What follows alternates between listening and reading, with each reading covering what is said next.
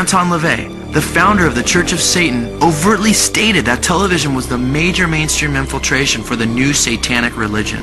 LaVey boastfully acknowledges the effectiveness TV has had in transforming us. The TV set, or satanic family altar, has grown more elaborate since the early 50s, from the tiny fuzzy screen to huge entertainment centers covering entire walls with several TV monitors. What started as an innocent respite from everyday life has become in itself a replacement for real life for millions, a major religion of the masses. I haven't come forth in a great many years because I didn't want to be relegated to another guest on a TV talk show. But I can assure you, Satanism is here to stay. Satan can take the form of a beautiful woman. Satan can take the form of a sleek animal. An automobile can be very satanic. These things can be anthropomorphized into Satan. Satan can take the form of a beautiful woman.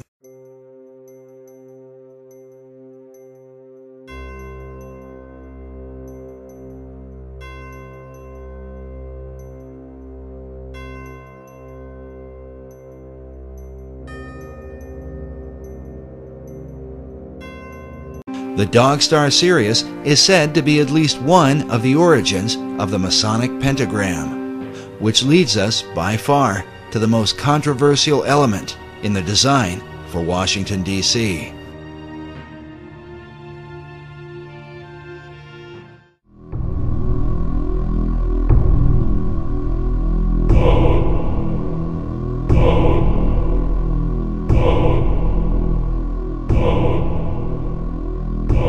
There is a pentagram that is produced by the angles of the streets and avenues to the north of the White House. You see the goat of Mindy's appearing, the ears, the entire goat of Mindy's, and the inverted five-pointed star, which is the goat of Mindy's, built into the streets of Washington, D.C.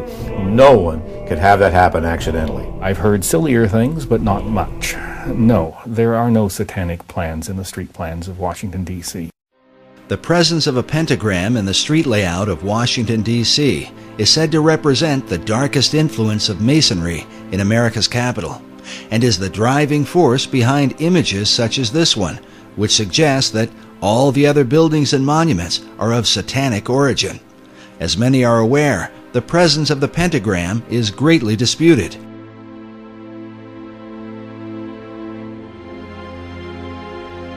During the Middle Ages, the pentagram was a symbol of good luck and protection when used by those who practice magic.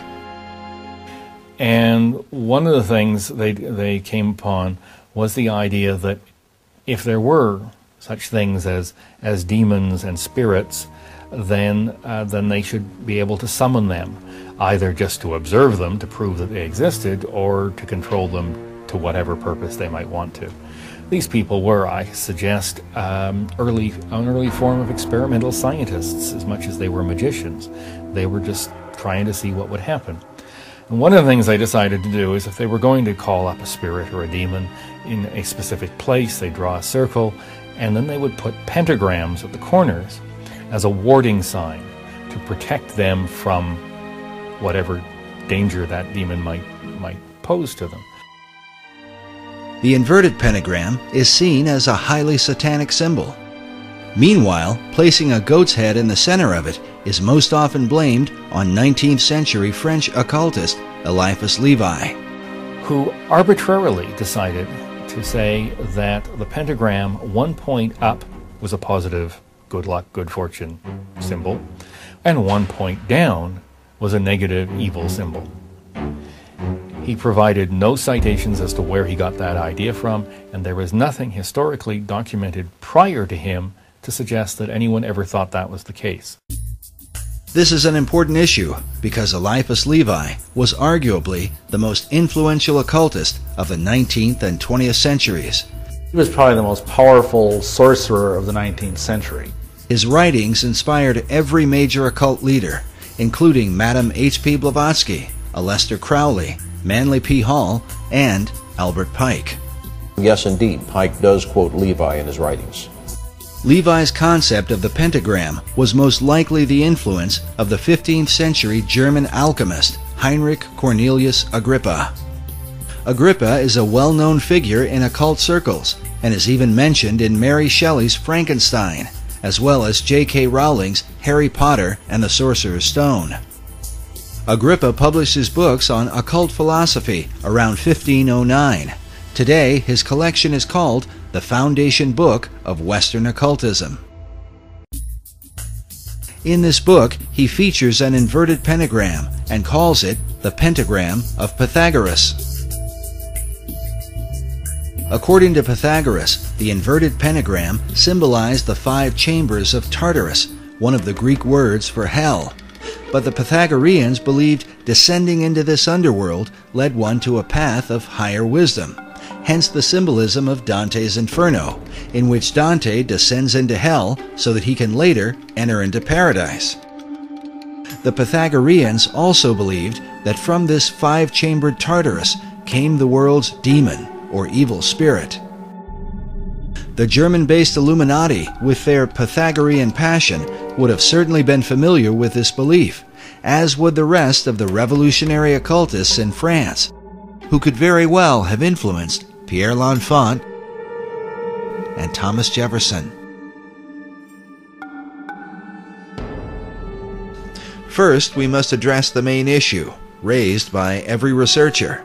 Is there really a pentagram in the street layout of the city? One segment of the pentagram is missing. I started to look carefully at the maps and draw my lines, and then I find out that, hey, it's not a real 5-pointed star. It doesn't have legs. And you can draw a pentagram over some of the major streets, but the streets don't actually connect to form a pentagram. There's absolutely no doubt that a partial pentagram appears in the street designs of Washington. You can look at a satellite photo of Washington, D.C. and see the pentagram. It seems to be symmetric around 16th Street, which is the street that runs into the White House. If you look at the earliest published maps of the District of Columbia, the design that was laid out by Pierre L'Enfant, you can see this partial pentagram. But it is just that, a partial pentagram. Rhode Island Avenue does not connect all the way through to Connecticut. I've always wondered to myself if we Masons are so all-fired powerful that we can have this satanic device put in the streets, how come we weren't smart enough or powerful enough to have it completed? But as I understand the use of the pentagram, it's the fact that it is a complete symbol that gives it its power and force. I've never heard of anything being associated with an uncompleted pentagram. Dr. Morris's assertion might seem complete, except for the fact that the unfinished or broken pentagram is a well-known symbol in the occult. Manly P. Hall writes of the uses of the pentagram in his book, The Secret Teachings of All Ages. He says, the pentagram is used extensively in black magic. The star may be broken at one point by not permitting the converging lines to touch.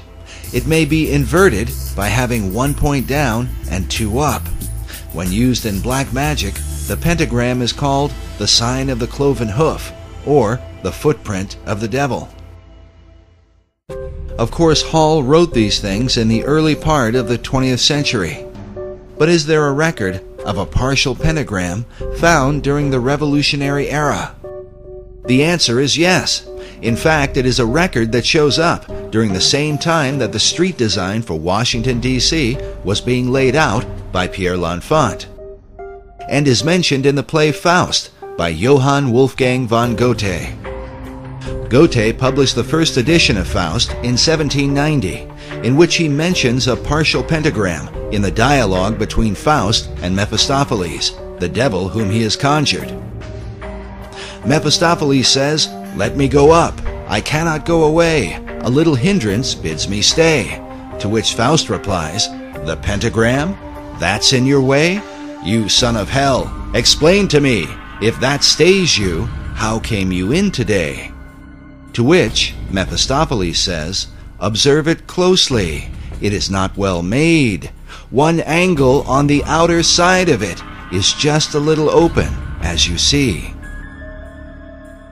While Goethe published his first edition of Faust in 1790, it was between 1791 and 1792 that Pierre L'Enfant drew up the initial street design for Washington, D.C.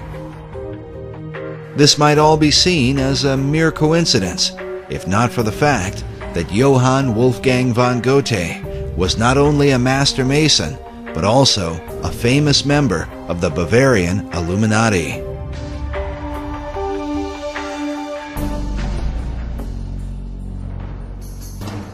The Builder magazine, a Masonic publication, in September 1923, said of Goethe that it is no wonder that German Freemasons point with pride to his connection with their order.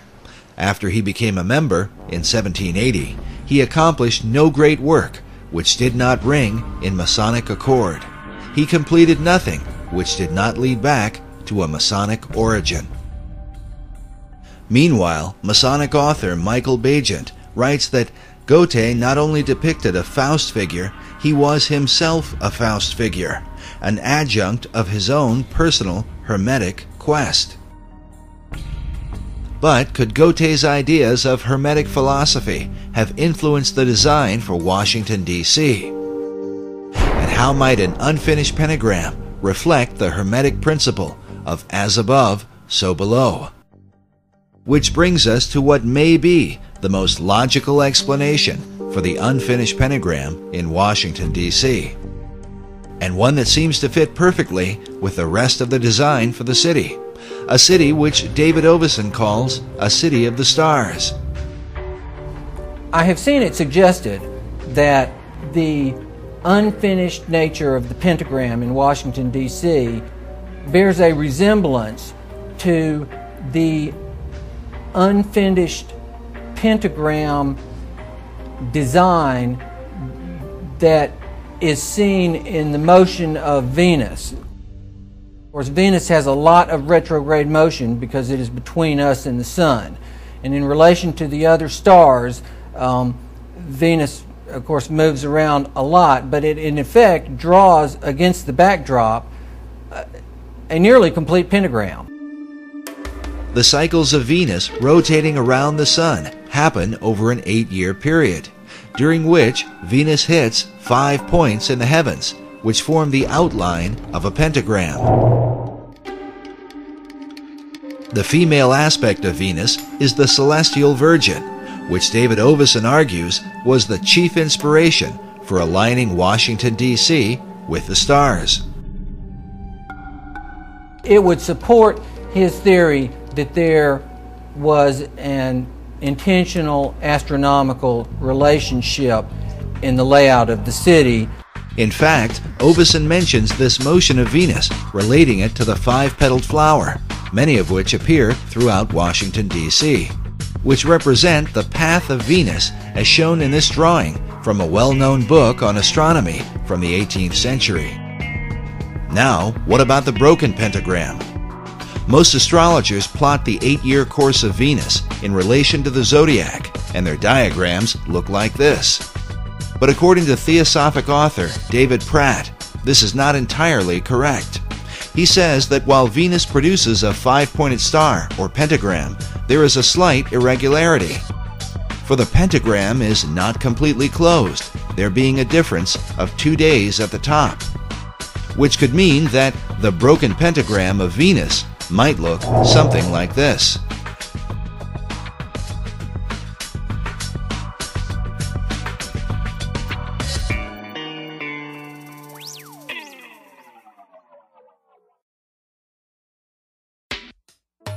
But which conclusion seems most plausible? Is the pentagram merely an accident? Or does it represent some arcane magical ceremony? Or is it simply a reflection of Venus, according to the Hermetic principle, as above, so below? With symbols, there are always multiple levels, up to 7 different levels of interpretation. One interpretation of the pentagram is given by the Thelemic order of the Golden Dawn, which says that the pentagram is itself a perfect geometric symbol of the perfected man. Meanwhile, Eliphas Levi writes that the angels aspire to become men, For the perfect man, the man God, is above even angels. Which brings us to the National Archives building in Washington, D.C. The building itself is surrounded by 72 massive columns. The number 72 is said to represent the most arcane figure in numerology. The reasons for this vary. The heart of man beats 72 times per minute. The sun drops back against the zodiac every 72 years. The pyramid on the dollar bill was designed with 72 stones. 7 plus 2 equals 9, which, in the occult, is the number of finality. And 9 is considered a reverse 6, which is said to be the number of the perfect man. And so it seems no accident that we should find 6 stars above the head of a figure sitting on a throne overlooking Pennsylvania Avenue, the hypotenuse of Federal Triangle. Beneath him on either side are the figures of a male and a female, with himself in between.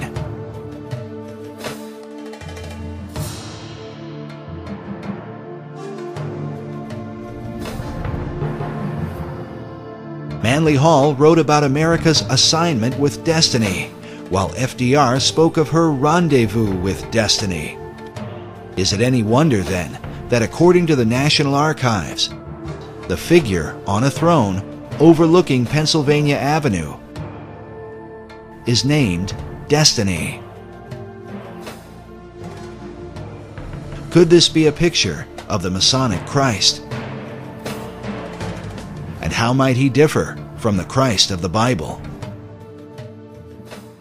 But even now, the face of Christ is changing in the world. In New York, at the Cathedral Church of St. John the Divine, we find a mysterious image hovering above the altar, where a traditional crucifix would be. There are no nails in his hands and no crown of thorns upon his head. Instead, we find a robed figure, belted at the waist, with a Zoroastrian-looking cap upon his head, rays of light shining behind him. Could this be the Christ of the New Age?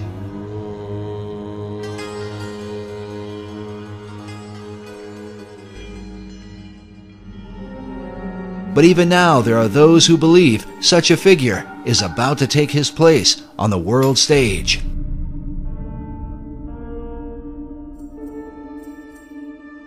In 1982, an English painter named Benjamin Creme took out full-page ads in newspapers around the world declaring the Christ is now here. For more than 20 years now, Creme has traveled the world telling all nations that the Christ, whom he calls Maitreya, is about to appear. Maitreya is standing by, ready to come into the world at any moment. We caught up with Mr. Creme in August of 2006, as he had just come from speaking to an independent group at the United Nations. He had this to say to America. It's the duty of the American people to respond to Maitreya and to accept their destiny. It was on May 14th, 1982, that Creme held a press conference to announce that the Christ, Maitreya, was ready to emerge. May 14th was also the date of the rebirth of the nation of Israel in 1948. With all the bloodshed and conflict happening in the Middle East, we asked Creme what he thought it might take to bring peace to the region. I've always said it will take Maitreya to solve it.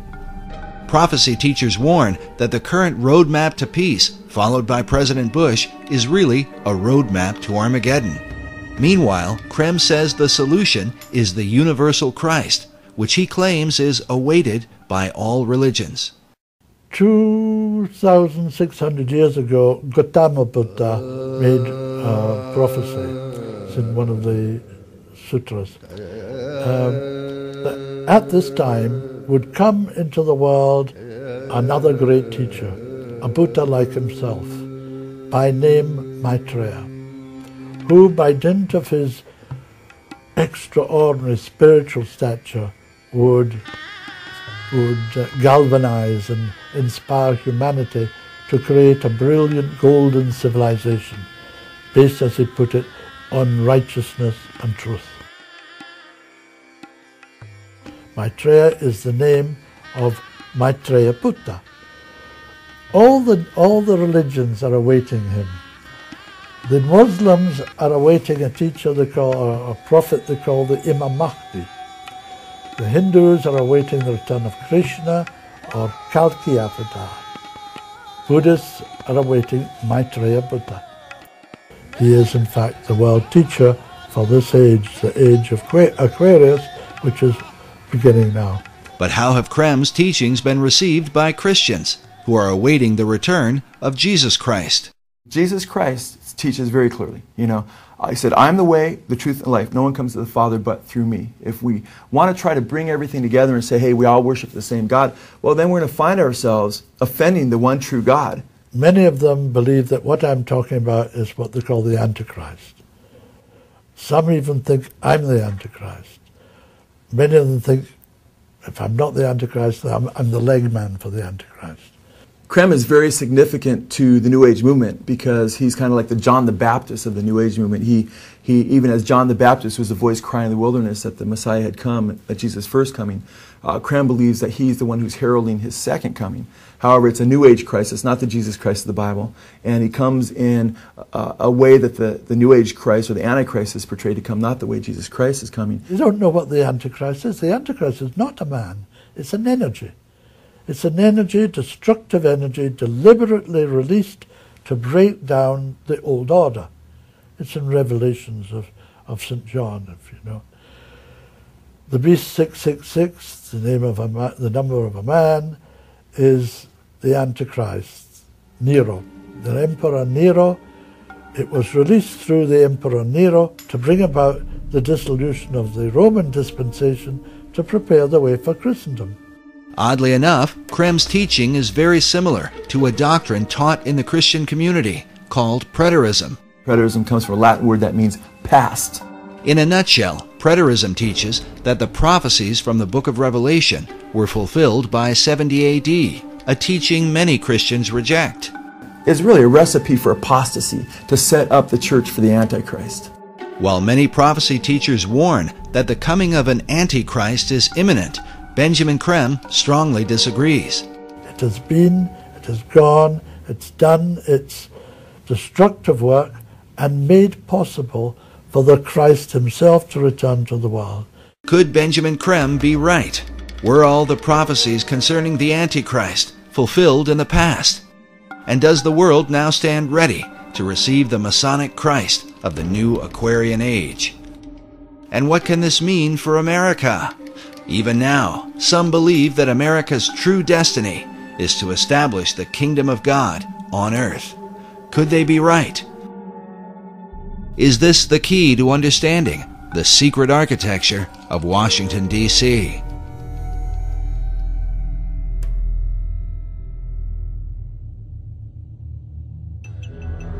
Maitreya himself spoke to me.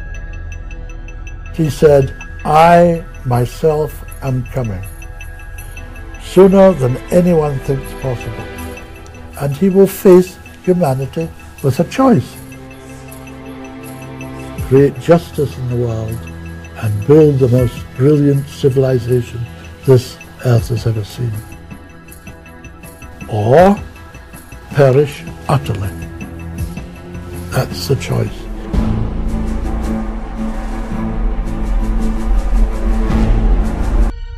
And of course, many of the people who are into the New Age are into astral projection and in contact with these spirit beings, and there really are spirit beings out there. They refer to them as the Masters of Wisdom, or the Great White Brotherhood, or the Enlightened Ones, and they believe that they are guiding society. These are actually demonic forces and demonic beings, and of course they can materialize and disappear. The average individual says, oh, that can't be true. And yet it is true. And when you talk to the people who are dealing with this, they come in contact with this many times. They have accessed this other dimension, which is truly a demonic dimension. And of course, tragically, it's becoming increasingly apparent here in America as we turn our back on God, and we're not really a secular society. We've gone from being a Christian society to a secular society, and now a society dominated by the occult forces, of which are intent upon ruling the world. If it's true that the Roriks were in contact with the spirit realm, is it then possible that these same powers could have somehow influenced the design of the dollar bill?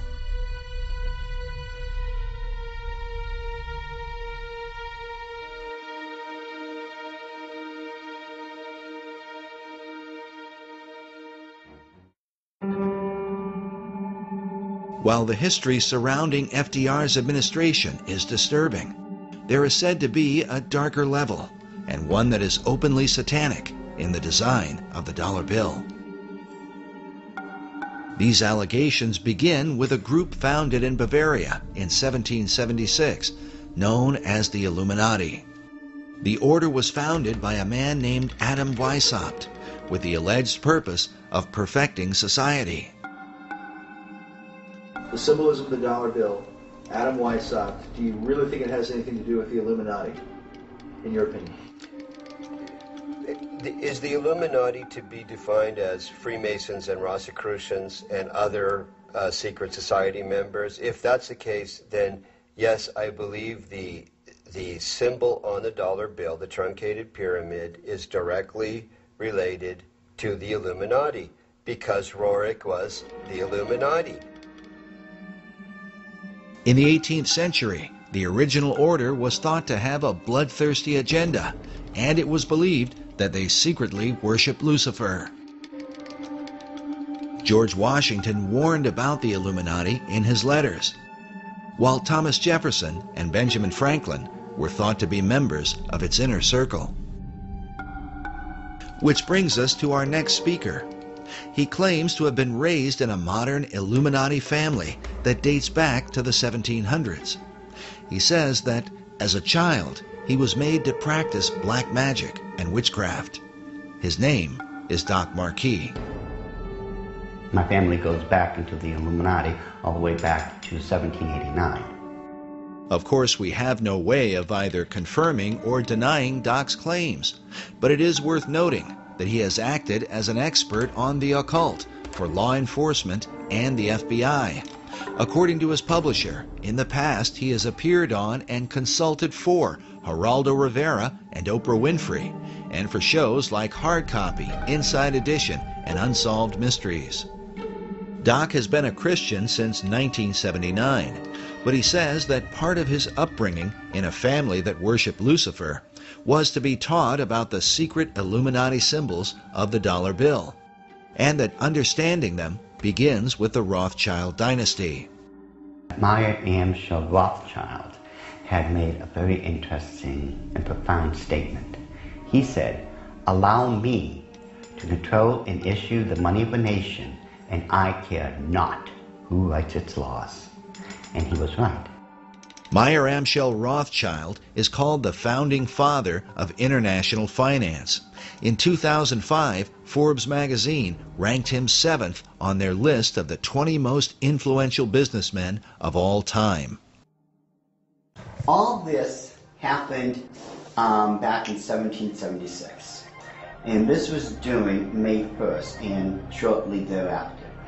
The significance behind that is that on May 1st, 1776, Dr. Adam Weishaupt, who was a devout Jesuit priest, who was given the chair of the professorship of religious studies at Ingolstadt University, was approached by Meyer Amschel Bauer, who would later change his last name to Rothschild, along with 12 of his most financially influential friends. They knew Weishaupt at that particular time was not only a genius when it came to the occult world, but Weishaupt also had an axe to grind, because it was the Catholic Church that just recently defrocked him.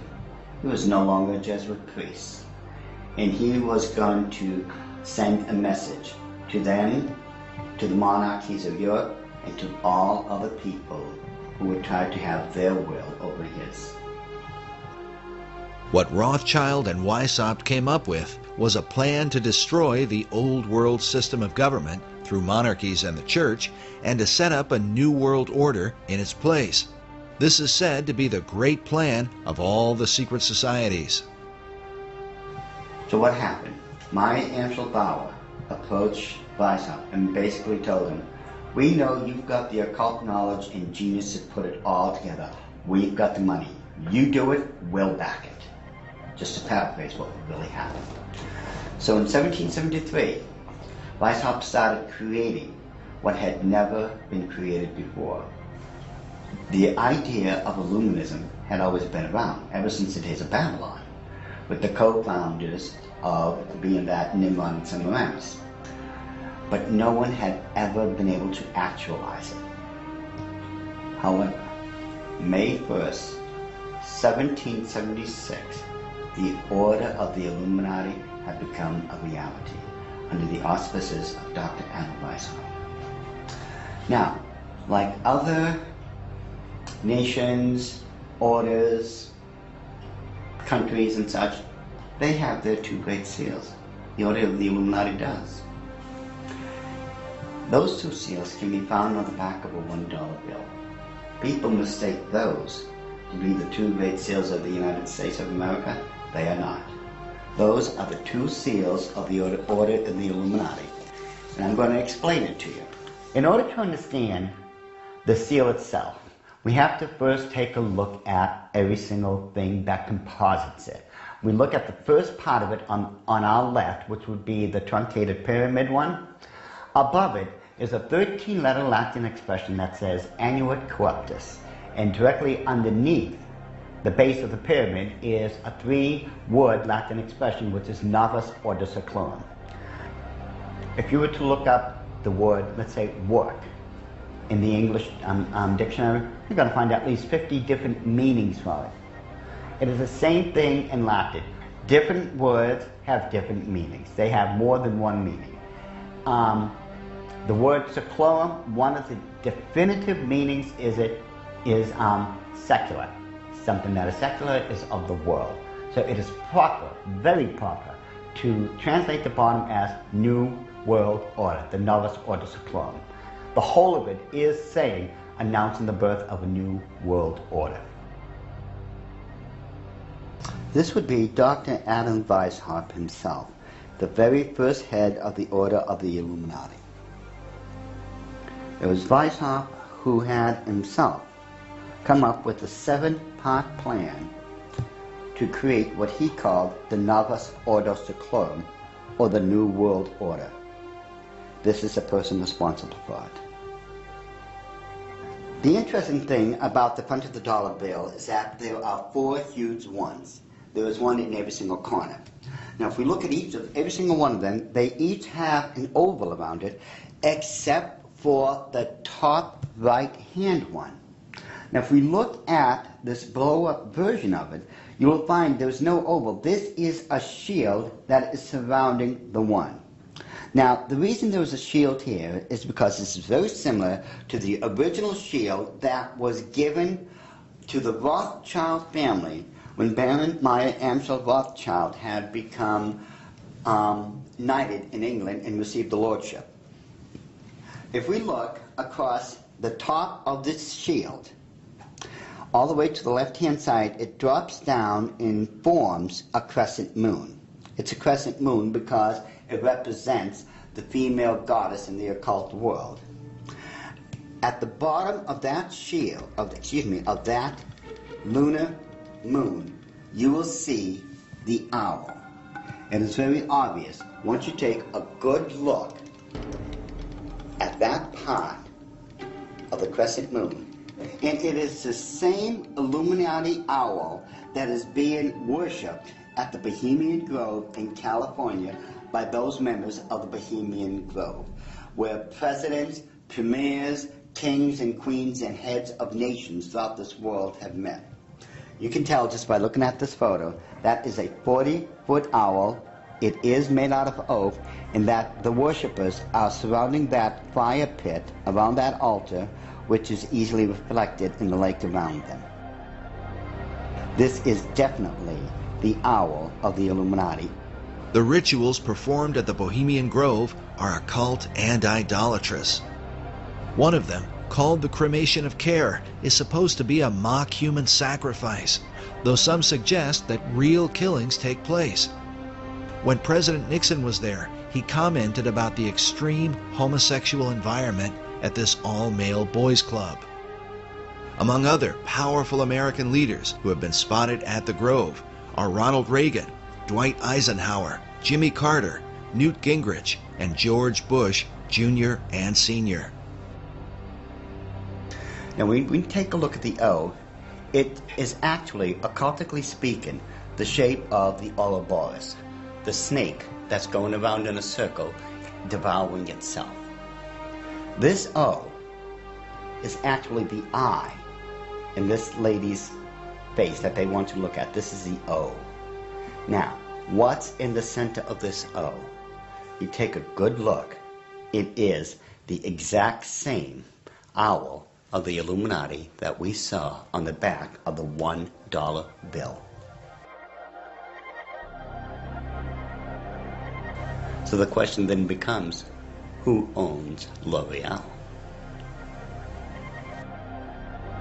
But the owl seems to be a major symbol for the secret societies, as they are found repeatedly inside government buildings in Washington, D.C. And a giant owl figure is even seen in the street design, with the United States Capitol in the midst of it.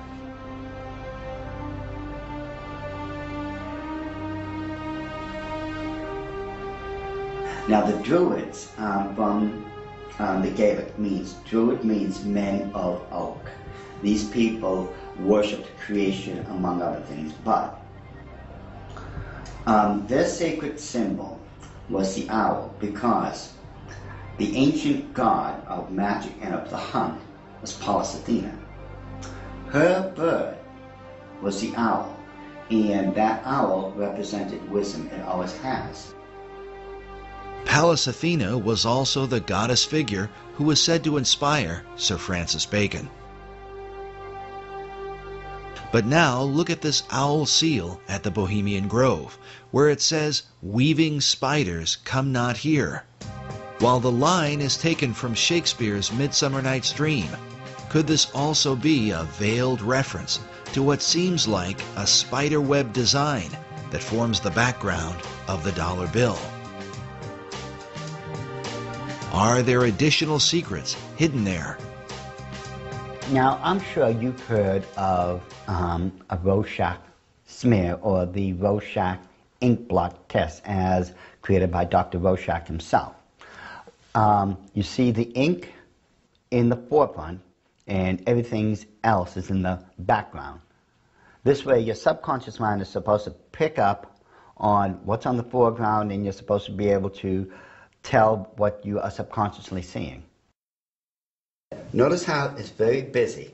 Lot of intersection diagonally lines. You can't make out what's there. But let's get rid of the background noise, get rid of all the diagonal lines that doesn't belong there, and let's reverse the principle of Rorschach and take what's in the background and bring it to the forefront and see what's there.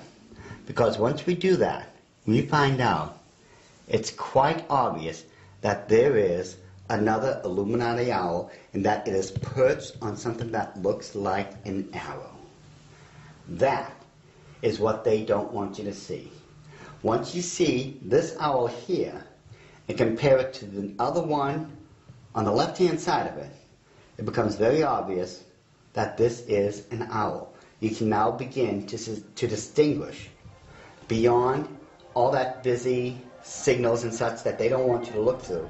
Yet, they place there in honor of their totem bird, the owl of wisdom, which is the totem bird because their god, Lucifer, was supposed to have been the wisest of all of God's creation. Wisdom of Lucifer, wisdom into the bird, wisdom into the word Illuminati. Therefore, the chain of wisdom is followed all the way through. All right, now, did they teach you this in the Illuminati? Yes.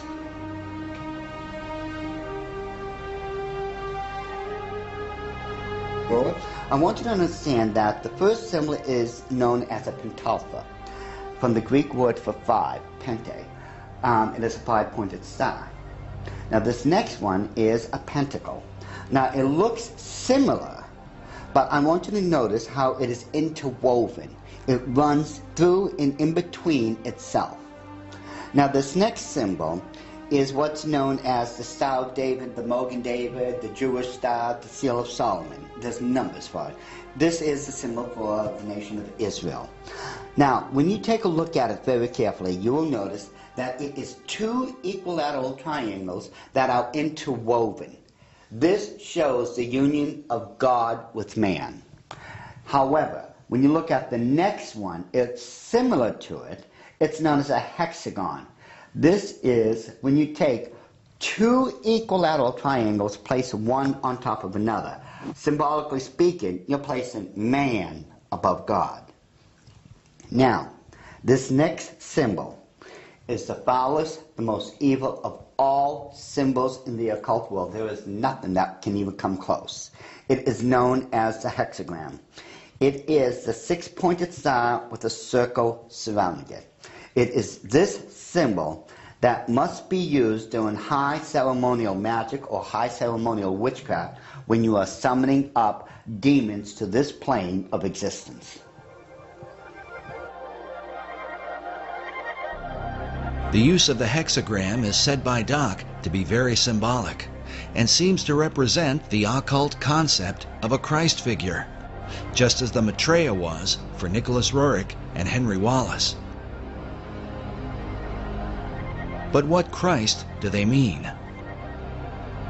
Doc believes the pattern of hexagrams in the design of the dollar bill provides the clue.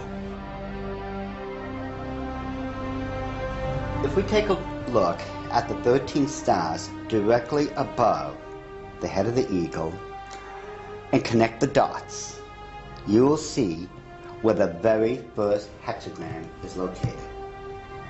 And if you notice that surrounding the hexagram is the 28 guidelines that make a circle. Now, inside every single point, the 6 points, is a star. There are 6 of them. They surround now the 7 stars. Remember, 6 is the number of man, 7 is the number of God. Now, it is man that is surrounding God or is placed above God. If what Doc is saying is true, this could represent the person the Bible calls the man of sin, who opposes and exalts himself above all that is called God or that is worshipped. Doc's interpretation seems to also fit the worship of Lucifer, for in the Bible, Lucifer declares that he will exalt his throne above the stars of God. Next, Doc claims a second hexagram can be found by connecting the various points where the much talked about number 13 is represented. And don't try to tell me it's the 13 colonies. There are 13 stars above the eagle's head, 13 stripes in the shield, 13 leaves on the olive branch, 13 arrows in the eagle's talon, and then 13 letters in the phrase E pluribus unum, which makes for 2 points on either side of the eagle's head, for the 6 points total of the hexagram. If we take a close look at the same seal and connect all the 13 together, just like we did when we were kids, when we were playing that game, connect the dots. Once we connect all the 13s, it becomes very apparent where the second hexagram can be found.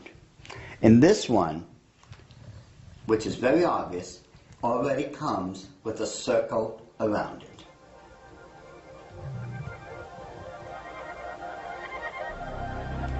So this is the second hexagram here in figure 2. Yes. And then where's the third hexagram? The third hexagram can be found on the other part of the Great Seal. Again, connect all the 13 together, the 13 letters, the 13 steps in the pyramid, connect all this together. And you'll note with the circle that's already there, it forms the third hexagram.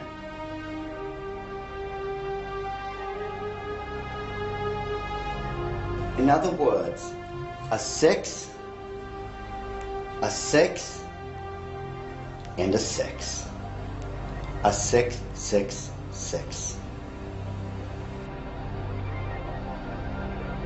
Doc has deciphered a code that, if there, would glorify Lucifer's Messiah, whom the Bible calls the Beast or Antichrist. In the book of Revelation, it reads, "Here is wisdom.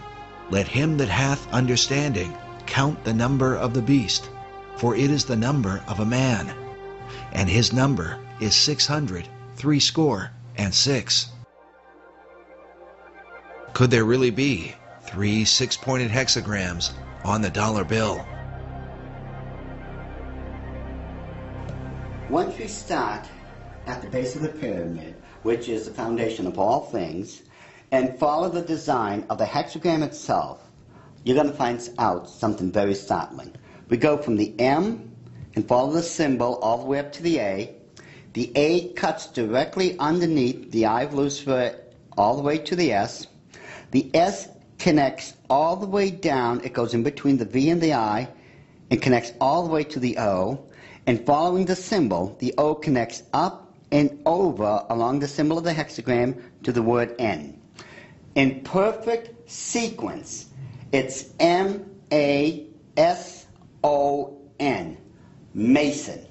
It's not what a lot of other people have espoused, that the symbol connects down to the M in seclorum and that the word is an anagram or something like that. Those people who are doing that obviously don't know what they're talking about, or they don't know how to plagiarize me correctly.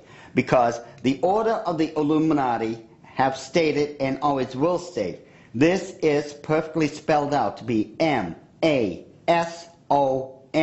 Mason. This points conclusively that the Masons have been involved in the order of the Illuminati.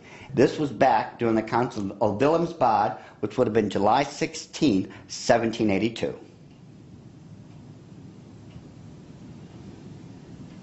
All right, so what are we seeing? Now, if we look at the bottom one of the reverse side of the dollar bill, you'll see on the right-hand side that, again, there's a lot of busy intersecting diagonal lines. Yet, if we apply the same principle we just used to reveal the hidden hours of the Illuminati and apply it, we will find that there is now a skull-faced winged demon. And it is very obvious, once you take away the background, the busy noise, it becomes very apparent what it is and that it's been there all along. And if we just simply go and enlarge that section, just start with a small one, and just keep enlarging it, and enlarge it even more, even with the background noise there, as I call it, I think it becomes very apparent what we are now looking at.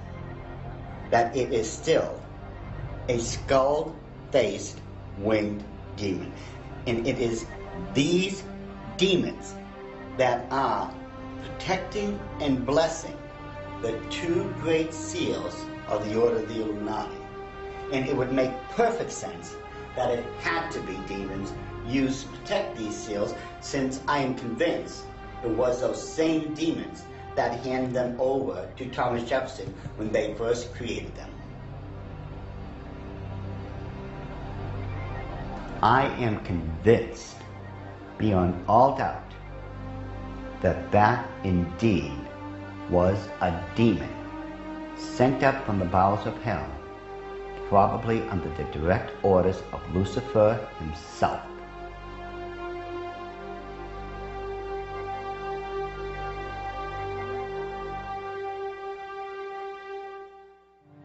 Doc Marquis makes it clear that he is no longer involved in the occult, and that since becoming a Christian, he has dedicated himself to warning others about the activities of the secret societies that worship Lucifer. I've been doing this now since the late 70s when I first left the Order of the Illuminati, and that's when at that point I had become a born-again Christian.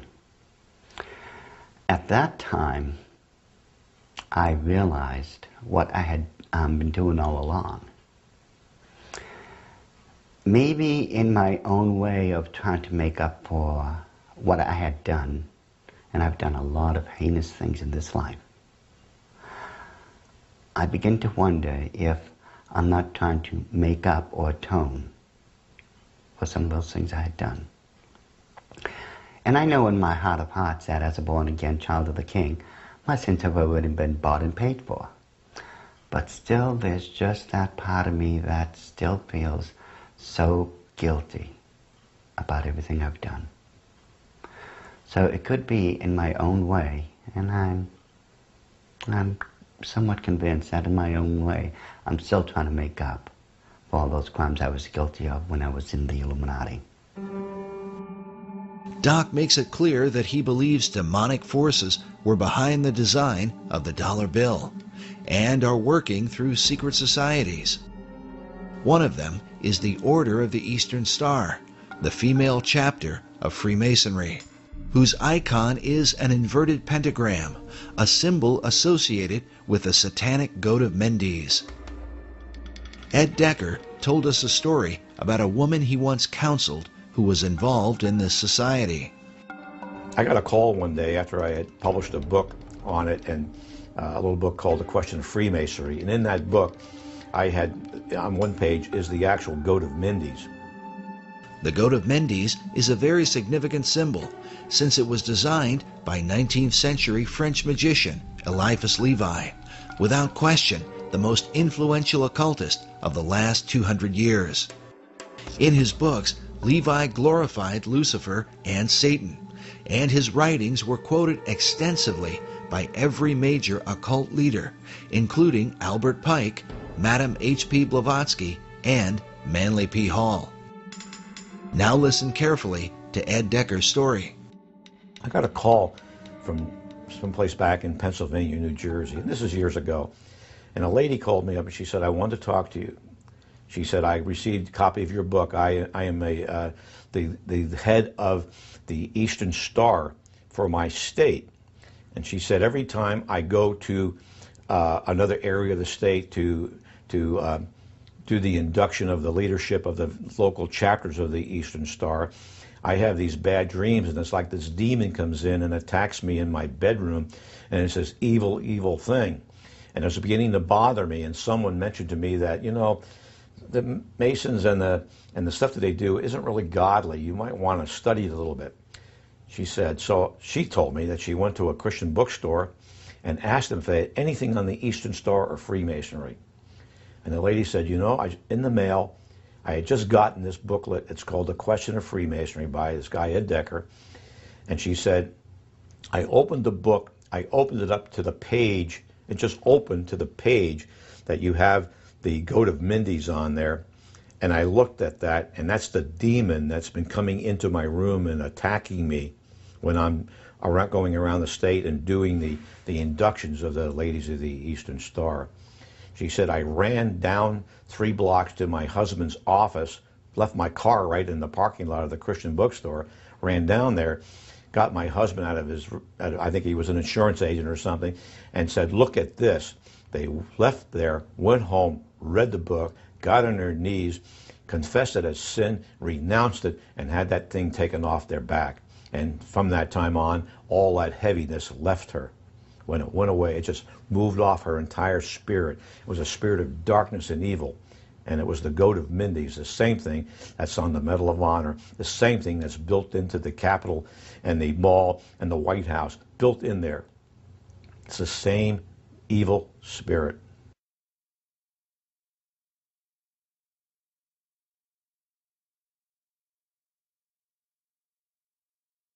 This whole idea of the Messiah and its relation, and the Messiah's relationship to the stone, and who that Messiah would be, And, what would happen when the stone is returned to Jerusalem, and when the temple is built, it would be a replica of the original Solomon temple, not the Ezekiel, account, which is what most Jews believe, the Ezekiel account. No Jews believe that the Solomon's temple is going to be rebuilt in that architectural style. But the Masons believe, if I understand them right, that when that stone finds its way to Jerusalem, it's one of the last items necessary, and that there are certain rabbinical orders that I've met today that are anticipating its return. Once it returns, then they proceed with a blueprint to take the Temple Mount and put up what they consider to be the final temple that Ezekiel described. But the stone it's all pivotal upon the return of this stone, because Solomon brought that stone in the traditions and legends in Judaism into his original temple, and upon it the incense was burned in the fire pan. According to Masonic author David Oveson, the word dollar comes from the German word Taler. While there are many Taler designs, one in particular is mentioned, with the image of Jesus Christ crucified on one side, while the reverse bears the image of a serpent on a cross, and a reference to the book of Numbers from the Old Testament. In this account, the children of Israel had complained against God.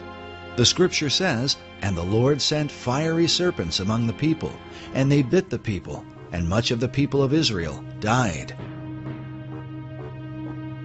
When they repented, God commanded Moses to erect a bronze serpent upon a pole, saying that everyone that is bitten, when he looketh upon it, shall live. In the New Testament, Jesus made reference to the bronze serpent as a picture of his crucifixion. He said, "As Moses lifted up the serpent in the wilderness, even so must the Son of Man be lifted up, that whosoever believeth in him should not perish, but have eternal life." Some believe that the serpent cross is the original inspiration for the American dollar sign today. While the image of the bronze serpent holds a very particular meaning for Christianity, David Oveson explains that Kabbalists and alchemists find an interesting parallel in the Hebrew gematria. The Hebrew word for the serpent of Moses is Nakash, which means the shining one. The numerical gematria for Nakash is 358. This is also the numerical equivalent for the Hebrew word Mashiach, or Messiah. Oveson claims that these numerical equivalents allowed magicians to draw a connection between the brazen or bronze serpent and the Messiah. But exactly what Messiah do they mean? The phrase e pluribus unum, or out of many, one, appears in the banner held in the mouth of the American eagle. The word one appears a total of 7 times on the dollar bill. Oveson writes, "In magical numerology, the number 7 is regarded with a special veneration.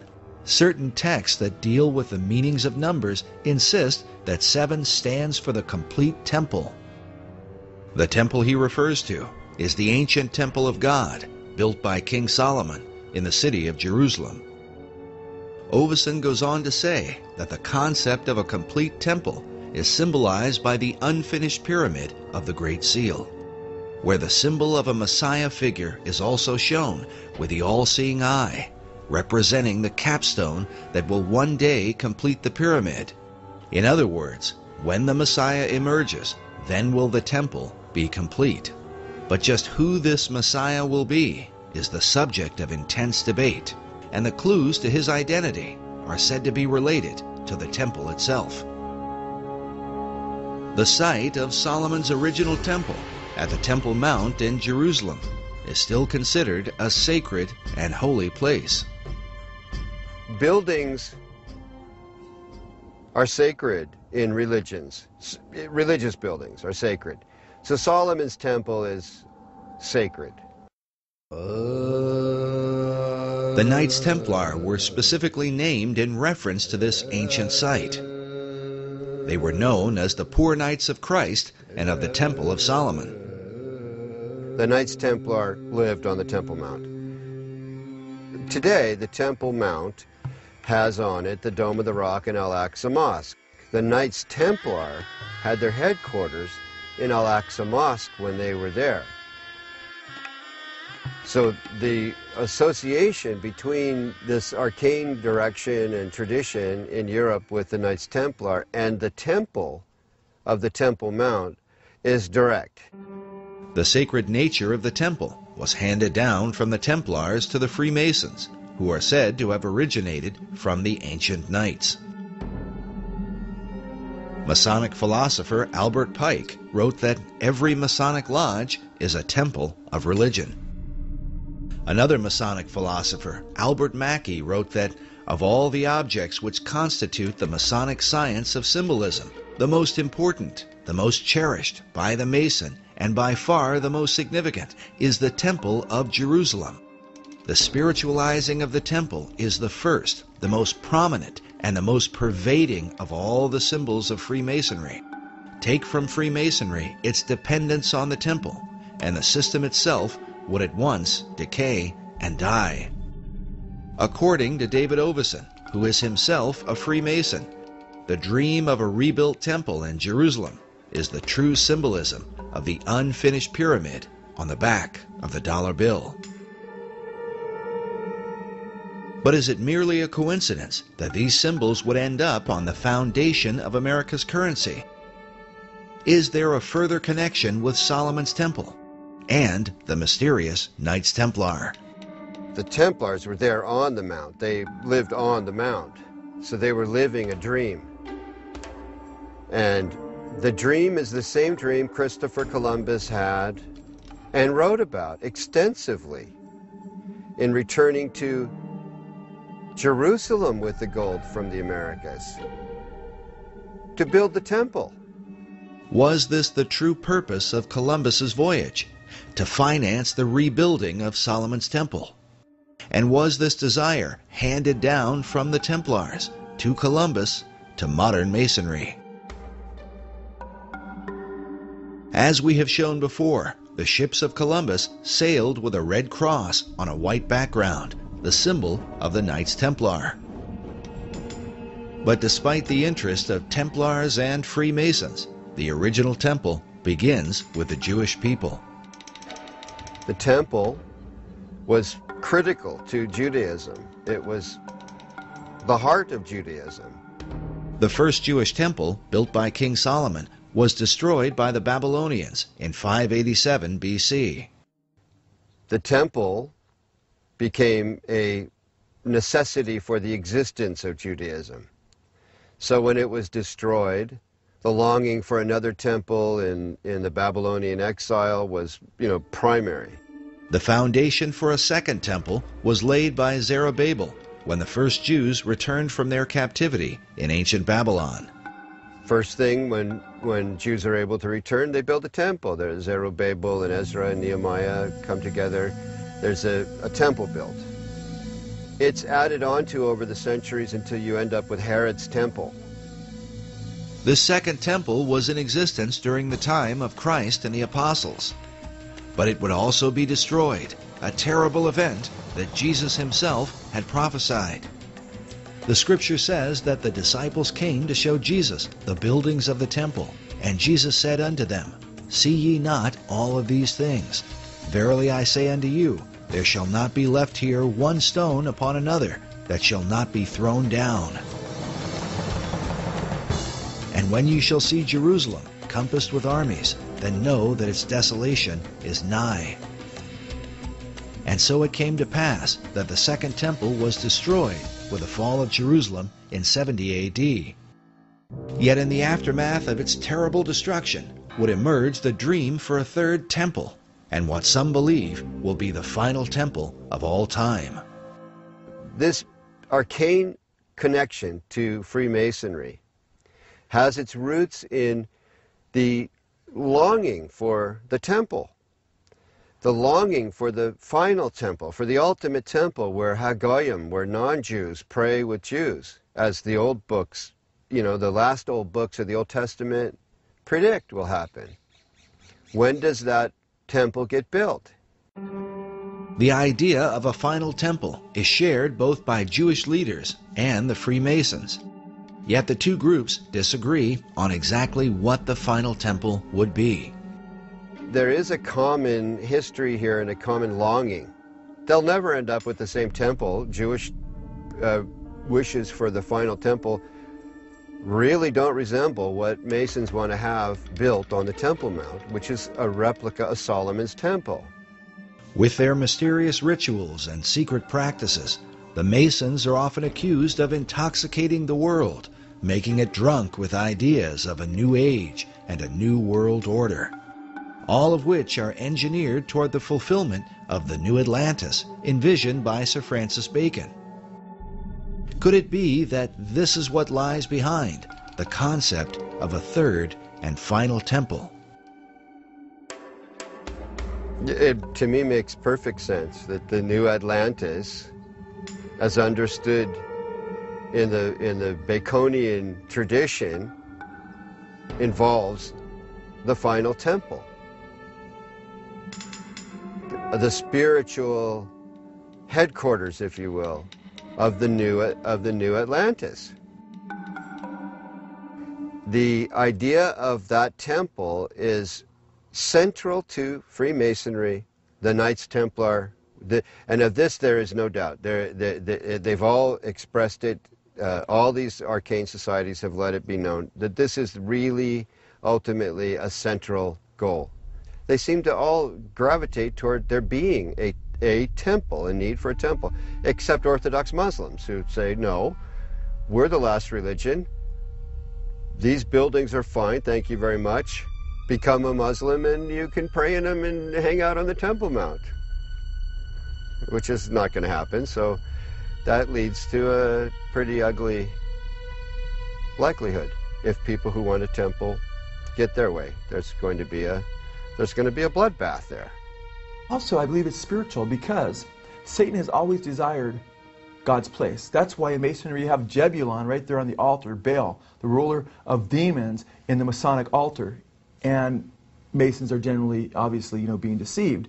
However, right there on the Temple Mount in Israel, you have the Dome of the Rock, and the Golden Dome, the Black Dome, and within these domes you have statements right there on Israel's Temple Mount, statements that Allah is God, and Allah has no, or God has no son, and Muhammad's his prophet, a denial of the true God and his son, Jesus Christ. And again, that's what 1 John identifies as being the spirit of Antichrist, those that deny the Father and the Son, 1 John chapter 2. And that's a harbinger of the ultimate Antichrist to come, who's going to sit in the temple of God, showing himself that he is God. So isn't it interesting? Here we have Benjamin Krim speaking of a coming Maitreya, who will rule as the coming Imam Mahdi of Islam. Of course, he can't really rule, and there can't be world peace unless the Jews, in his mind, are annihilated. And by the way, according to Muslim teachings in the Hadiths, when the Imam Mahdi comes, or when the Messiah comes, he will destroy the Jews and the people of the cross. So all of this stuff, incredibly, it fits together just too well. But praise God, because from my perspective as a Christian, Jesus Christ said, when you see these things beginning to take place, lift up your head, for redemption is drawing near. And I believe these are signs that Jesus Christ is coming again. And when he does come, he will defeat the Antichrist, and every knee will bow, and every tongue confess, including Benjamin Krim, including the leaders of Iran and Hezbollah and so forth. Whether it's in heaven or on earth or in hell, every knee will bow, declaring that Jesus Christ is Lord in the end. And what will all these things mean for the future destiny of America? According to David Oveson, it was Manly Hall who influenced the placement of 72 stones on the Great Pyramid of the dollar bill, since the number 72 is said to be a magical number in the occult. It was also Hall who taught that the American eagle was a cleverly disguised phoenix bird. In his writings, he documents this account from the 1st century A.D. There is a certain bird which is called a phoenix, and when the time of its dissolution draws near that it must die, it builds itself a nest. But as the flesh decays, a certain kind of worm is produced. According to this account, it is from this worm that the phoenix is reborn. This concept of a phoenix worm in its nest seems to be represented at the top of this column on a building found in Europe.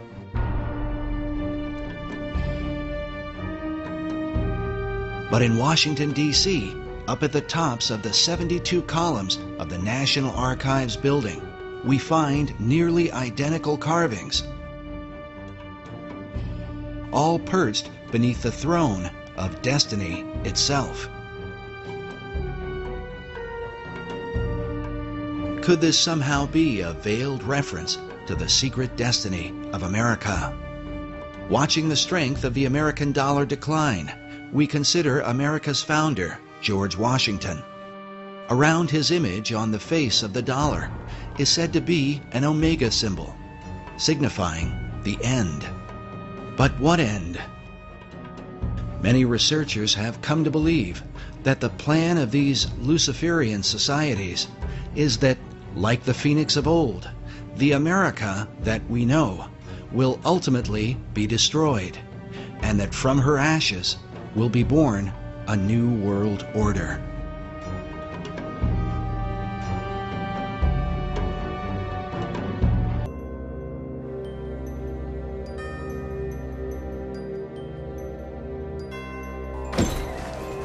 You liked that, didn't you? Was it cookie? Having all those people excited to see you. It's nice to feel accepted, isn't it? I can give you that. I can make the whole world love you. Come on. You still don't believe me, do you? Of course not. First of all, you look nothing like the devil. Oh, really? I suppose I could have gone this way.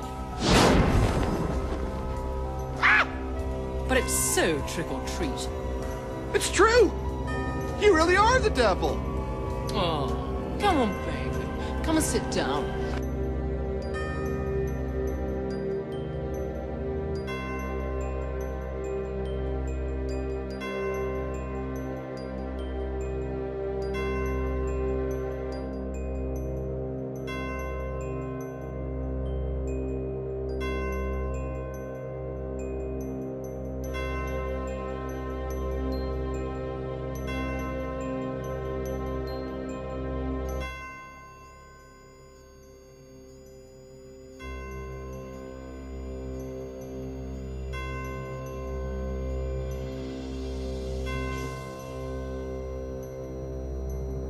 What? Are you kidding? I have to give you my soul? After you've had your wishes, of course. But it's my soul! I can't give you my soul! What are you, James Brown?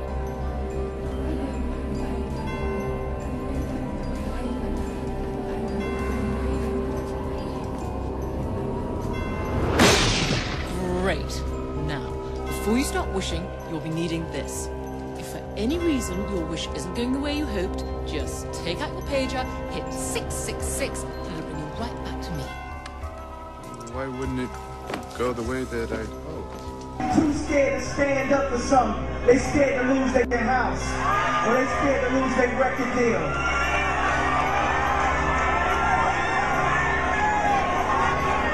I sold my soul to the devil. I know it's a crappy deal. This came with a few toys like a Happy Meal. A Big Mac and a large Coke. Fries? No. Comes to $3.47. Do you have $3.47? I left my purse in the underwear. Oh, yes. This truly is the work of the devil. And to think that I doubted you. Nothing, no preservatives, no shrink wrap, no vacuum wrap. This is just a McDonald's Happy Meal hamburger. This is going on 4 years old. Now I want you to look at it and look for mold. It crumbles. The bun is falling apart. That's the worst thing happening to this. look for mold, mildew, that stuff in the corner of the shower stall. Do you see anything? Oh my gosh, that's so weird. It's just hard. Touch it. Okay. It's just hard to the touch, okay? The cheese is hard. The little hamburger bun is shrunken up. But there's no mold, no mildew, no visible signs of rot, age, breakdown, or anything. Now, do you eat fast food? You're young, you're thin. I don't. I work at diet.com. Alright, so you're good. We have friends that do. Yes, of course. And you know the phrase, do you want fries with that? Yeah. Okay, so you would want fries with that if you were wanting to eat that. I would eat fries over a burger. Okay. I do like fries. Oh, those look like they're brand new. Hold them in your hand. Rub your fingers around.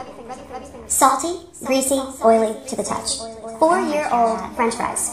Now, what vegetable is that made out of? Potato. Okay, Exhibit A, a potato, okay? This is a potato, real food potato. When I was going to New York to do Dr. Oz's Oprah and Friends Radio, you know how he brings out the dead body organs on Oprah's show and he compares? No, that's probably why I don't watch it. No, I don't have dead body organs here. No, you're good. But he likes to compare how something that's been obesity ravaged looks dead versus something that's healthy that's dead. So I thought, oh, I'll show him what this does. You know, this hasn't aged at all. So I took a potato and I sliced it open just to see, you know, what real food does when it deteriorates. These are only 3 months old. Because every time I go through airport security takes them from me because it's got mold all over it. And mildew. And so airport security won't let me fly with this. I'll probably lose it today when I go home. This is what a real potato looks like, sliced open, 3 months old. This is a McDonald's French fry that's 4 years old. That's absolutely crazy. What are they doing? What is this doing inside our body? Why are our kids eating this stuff? And why are we obese? There's no breakdown. I think once it gets in your thighs, there's no breakdown. It doesn't go anywhere. That's nuts. I'm literally like speechless. And it smells like if you've ever been at McDonald's at 10 o'clock at night, like when they're sweeping the floor, it smells like old mildewy McDonald's. Real food breaks down. This can't be real food. It can't be. Wow.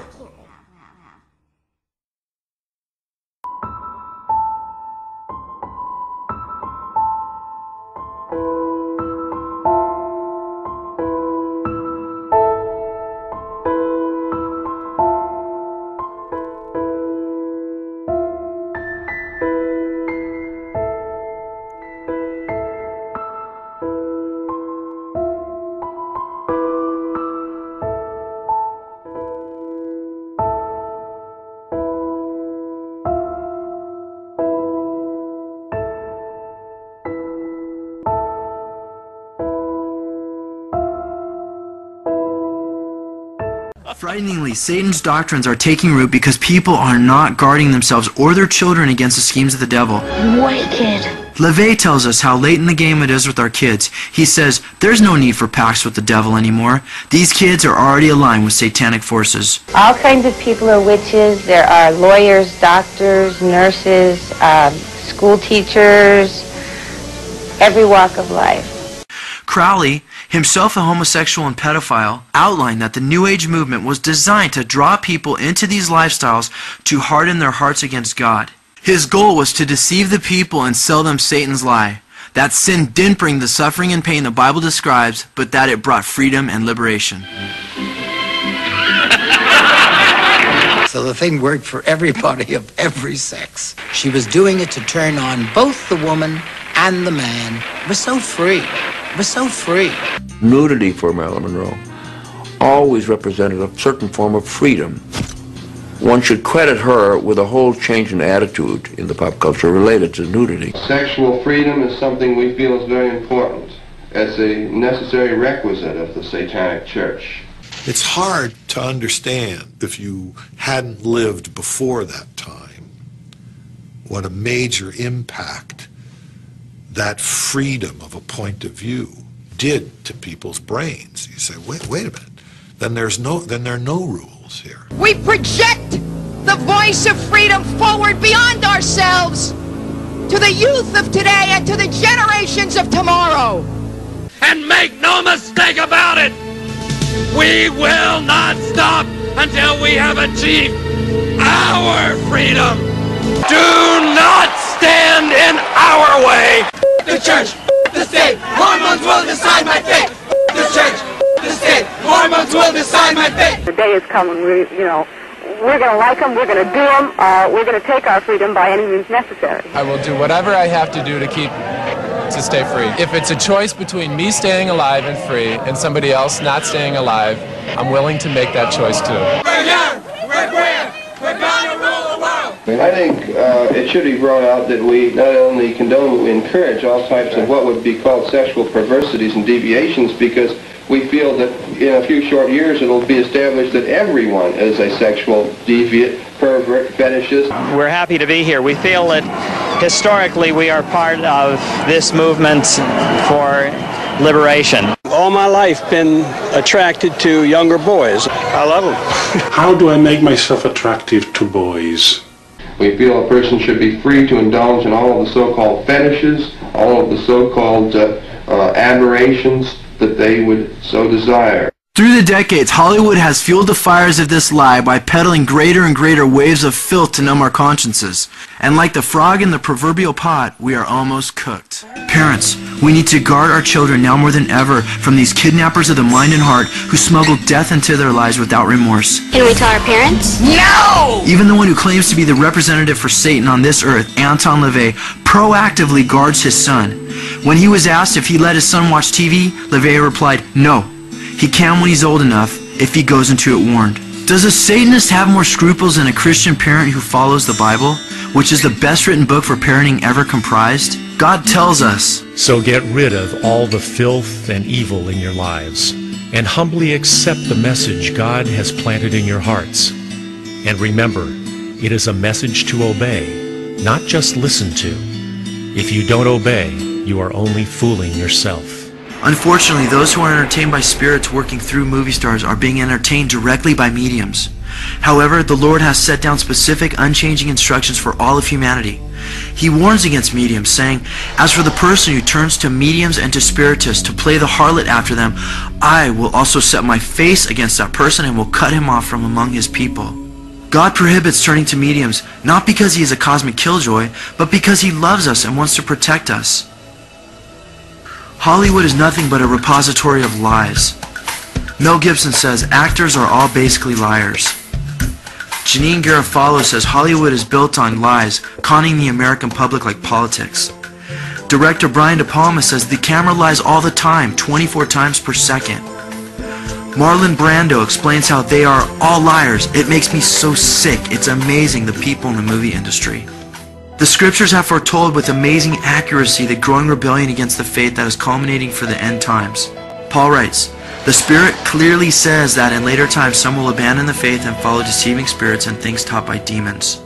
We have already seen that the word for actor is hypocrite, and that they and their Hollywood institution are leading the world astray through their lies. How then will these demons get their messages out to turn away people from the faith and follow after them? The very next verse tells us, such teachings come through hypocritical liars whose consciences have been seared as with the hot iron. Hollywood is being utilized as an end-time propaganda machine of destruction as it teaches its demonic doctrines and lays waste those of God. This direct assault on God leaves you an active participant to one side or another. In the bedroom?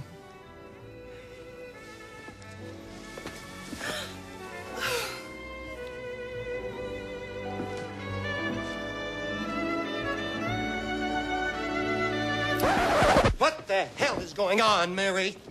Who are you? Don't play games with me, Mr. Richards. I'm in no mood. I've been out of my mind all night. Oh, my God.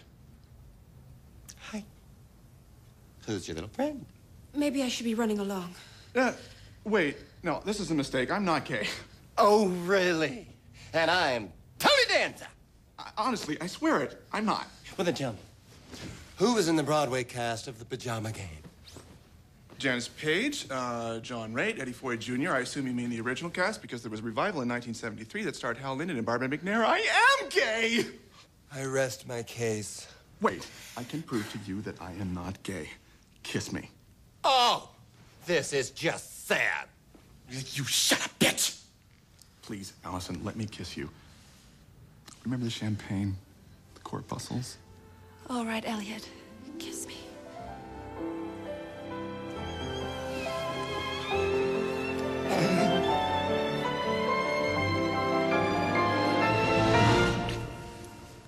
I'm gay. No, thanks for dropping by. Good night. You've been drinking again, haven't you? This is just...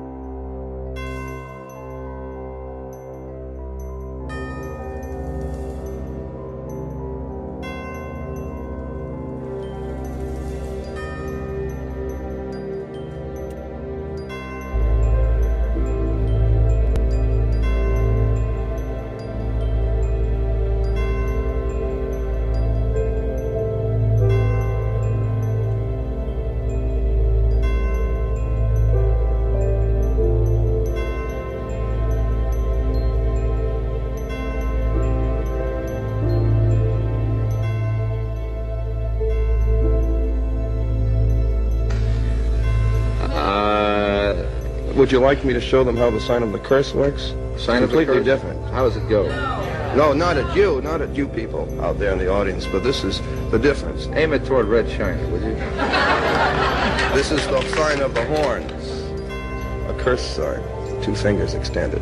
This way, spread apart for sort of shotgun blast, you know. I always all over, figured if I ever met the devil, he'd have dirty fingernails. Go on. No, they're not. Yes, they are. Where? Dirty fingernails. Well, that's because I've been fooling around with your equipment. Never mind. Don't blame it on the studio. Go on with it. All right. So that's the sign of the horn, and then what happens?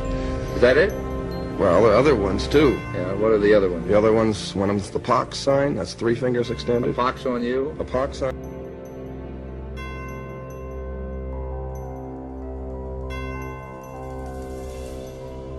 Like the night you had all those Randy Alexanders and ran up and down Fire Island with your cute little Speedos singing Evergreen. I tell you, right from the get-go, the fans took a look at Elliot Richards.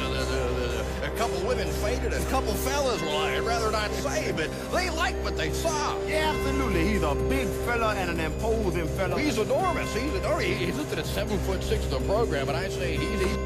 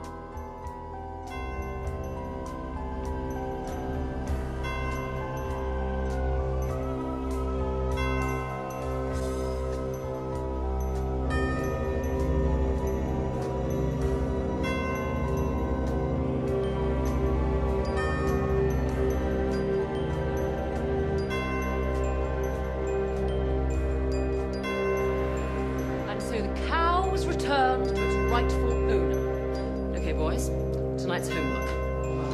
Algebra.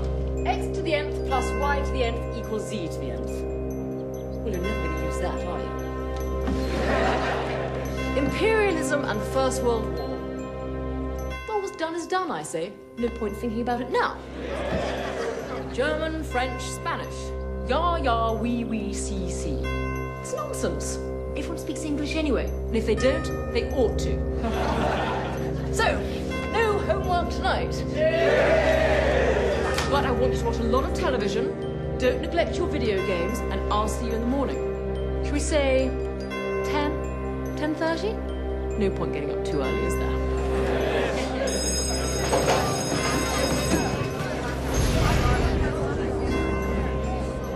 Elliot, darling. What a lovely surprise. I hope you had a pleasant evening. Sorry, darling. I know that must be really frustrating for you. Maybe I can make it up to you somehow.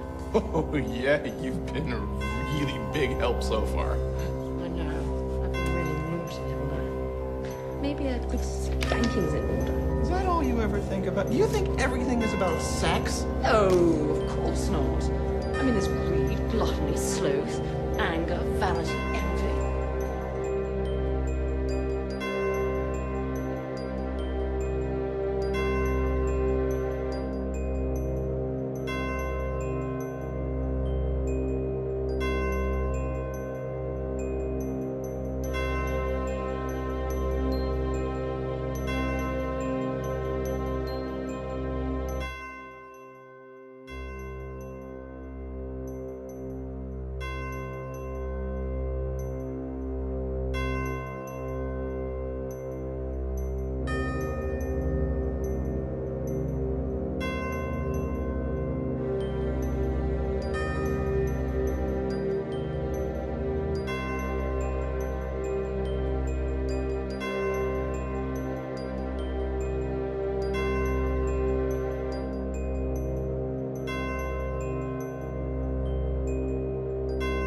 But I can assure you, Satanism is here to stay.